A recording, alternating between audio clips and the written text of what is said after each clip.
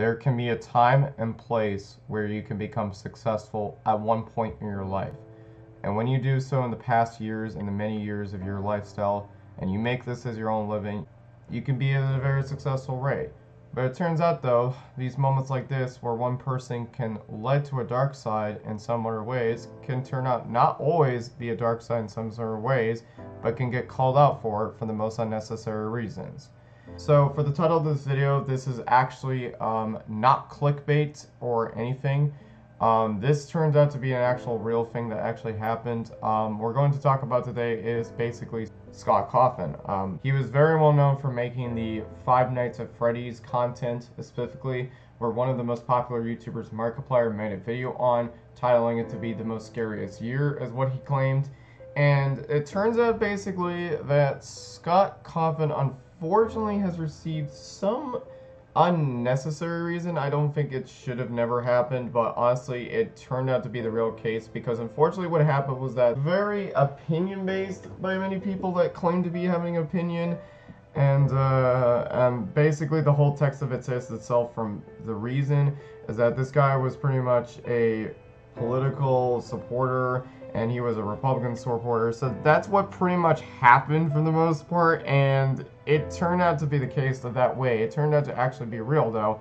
And because what happened was that one of the Twitter users, who I'm not going to be unfortunately putting their Twitter user, I don't want to really give him the recognition that he is. I know that some people may have pointed it out in the videos, but for this one in particular, for me, when I'm making this video, I'm not going to be unfortunately doing that. He posted this message saying, "Turns out Scott Cawthon, well known as the creator of Five Nights at Freddy's and less known as being a Christian fundie, maxed out his political donations to Republican candidates and PACs in 2020. And this also includes some other political activists as well, such as Trump, McConnell, Carson, and all other stuff, basically from that reason." And it turns out though, it actually showed what it turns out to be actually donating money to the political Republicans, basically. That's what actually freaking happened that turned this whole trend around. And I'm not going to unfortunately show the picture, because what I've seen from the picture basically is that it shows the actual information. I wouldn't be mind if anyone was surprised if anyone was a supporter of Biden, they would just show a donation like that. Honestly, I would not be surprised though. I know how it turns out that politics has always been a two-sided thing where he and she said and all that stuff. It's basically becomes way too far. You know, there are times where I do have rules that end up I am fine with having politics like that being allowed on topics or anything with race and such. But since after I've now seen this post, I may consider the fact that I'm not going to include any more of them in my comments in my Discord anymore, because stuff like this gets really too far in the eye and it's very hard to see in some reasons. So that's why it's a very, very big problem to see that at the very least. Now, when this public information turned out to be actually trending on Twitter and all that sort, basically when it started tweeting out with all this posts, the creator himself decided to respond on Reddit entirely, saying, "My response and maybe last post." And the statement points out by saying this line, saying, "To say that the last few days have been surreal would be an understatement. I debated greatly how best to address this, including not addressing it at all. But with so many people from the LGBT community and the fan base that I love, that's not an option. I like to think that the last 7 years would have given me the benefit of the doubt in regards to how I tried to treat people. But there I was, trending on Twitter for being a homophobic, getting doxxed, with people threatening to come to my house. My wife is 6 weeks pregnant, and she spent last night in fear because what was being said online. She has already been struggling with her pregnancy, so seeing her so afraid really scared me. All this because I exercise my right and my duty as an American citizen to vote for and support the candidates who I felt could best run the country for everyone, and that's something that I won't apologize for." And then in the second paragraph right here, nothing really much important he talks about the supports that he really had and some of those who hated, basically. So there's really nothing much to say there. Even if there were candidates who had better things to say to the LGBT community directly and bigger promises to make, I believe that their stances on other issues would have ended up doing much greater harm to those communities than good. All of this explanation, I fear, is wasted, as people don't want to discuss with one another anymore. They want endless apologies and submissions. People are expecting those from me, will get neither. I've always been supportive of creators and have tried to treat everyone fairly, and treat everyone with dignity and respect. I never cared about anyone's race, religion, gender, or orientation. I just treat people as people, everyone the same, and because of that, I ended up with a very diverse group of people that I've worked with over the years. It wasn't intentional, it just happened that way. I choose people who are best for the job, I treat everyone the same, and I ended up with people from all walks of life in my professional life and my personal life as well. That's the way it should be. That's the way I want it to be. That's the way I will continue to be. I'm a Republican, I'm a Christian, I'm a pro-life, I believe in God, I also believe in equality, and in science, and in common sense. Despite what some may say, of all of those things can go together. That's not an apology or a promise to change, it's the way it's always been. If I get canceled, then I get canceled. I don't do this for the money anymore. I do it because I enjoyed it. If people think I'm doing more than harm than good now, then maybe it's better that I get canceled and retire. I would accept that. I have a fulfilling career. Besides, most things that people can take from you are things that never have value to begin with. I have always loved and will continue to love this community and this fan base, even if someday it doesn't include me anymore. At least I'm thankful enough that Scott did not apologize to these accusations, because we have seen so many times that this pattern has ever happened to content creators where if they ever do get caught, basically, they have to apologize. I wouldn't say, I pretty much would say it's forcing, I would just pretty much say it. I mean, I don't know if you want to consider quoting on me as forcing people to apologize because you get caught for something. I mean, saying for something, I mean, we've seen so many times where apology videos are kind of reasonable and some of that where people have get called for bad things on the internet, and sometimes though they get misjudged for the internet way. That's how it happens though, and then people would claim it to be the worst apologies they would ever have to be in some certain regards.